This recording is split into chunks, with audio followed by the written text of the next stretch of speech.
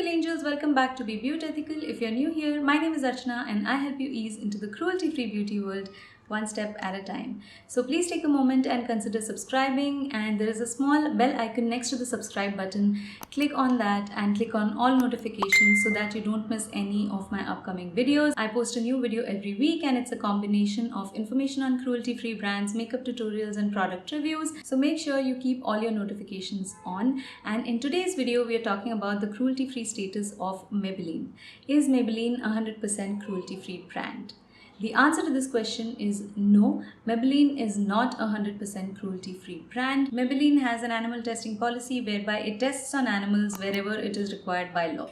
So it is selling in mainland China, where it is required for cosmetic products which are imported into China to be tested on animals, and that is why Maybelline is not a 100% cruelty-free brand. So that's it for today's video. Do hit that like button if you found the information in this video useful, and do share it with your friends and family.